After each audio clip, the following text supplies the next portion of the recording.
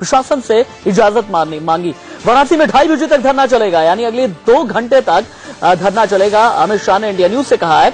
N K Singh वरिष्ठ पत्रकार मेरे साथ में मौजूद हैं। एनके सिंह जी, अमित शाह ने तमाम बातें कही। उन्होंने ये कहा कि कॉन्स्टिट्यूशनल बॉडी जब तक कॉन्स्टिट्यूशन के दायरे में हो तब तक ठीक होता है। 3 दिन पहले प्रशासन ने इजाजत मांगी, अब जो आंशिक इजाजत मिली वो एक मजाक है, इसका कोई मतलब नहीं है।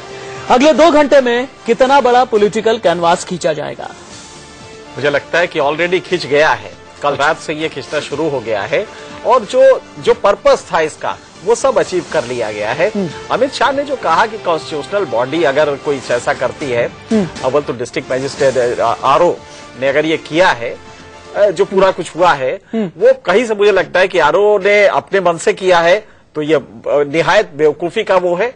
और अगर उसने किसी के प्रॉम्प्ट करने पे किया है सत्ताधारी दल के, समाजवादी पार्टी के, तो ये है कि तो फिर इलेक्शन कमीशन क्या कर रहा है?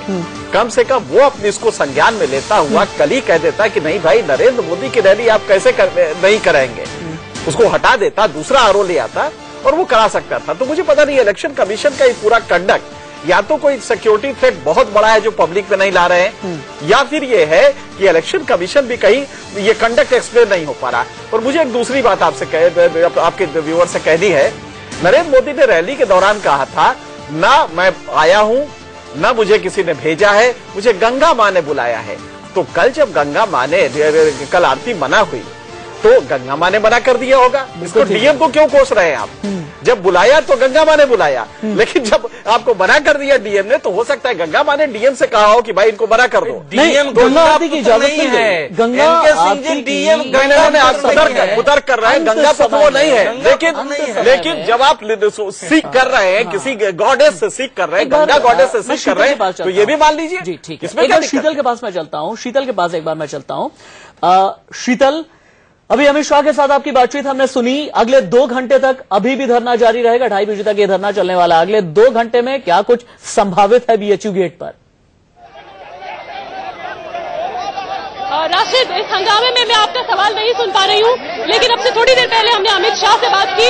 अमित शाह जहाँ महामना मालवीय जी की प्रतिमा के नीचे खड़े हैं और उनका ये कहना है कि प्रशासन ने जिस तरह से एक तरफा कार्रवाई की, उसके खिलाफ उनके कार्यकर्ताओं का ये शांतिपूर्ण धरना प्रदर्शन है। और प्रशासन ने जिस तरह से यहाँ फोर्सेस की तैनाती की, ये दर्शाता है कि प्रशासन की मंशा ठीक नहीं है, क्योंकि हमारी मंशा केवल एक शांतिपूर्ण तरीके से यहाँ पर अपना विरोध प्रदर्शन करने की थी।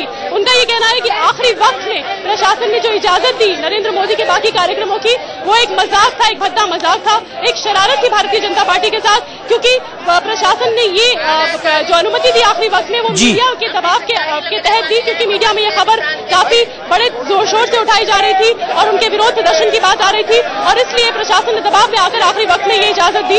लेकिन आखिरी वक्त उनके लिए पर्याप्त नहीं था तैयारियां करने के लिए। राशिद, शीतल, आपके ठीक पीछे विजय गोयल नजर आ रहे हैं, रामेश्वर चौरसिया हैं और भी तमाम बीजेपी के बड़े नेता हैं। अगर संभव हो तो इन लोगों से भी बात करने की कोशिश कीजिए।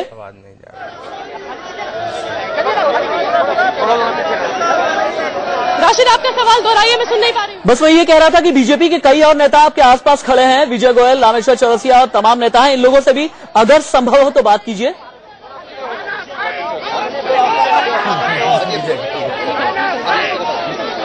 रुको आराम से भैया, इसको जाने दो।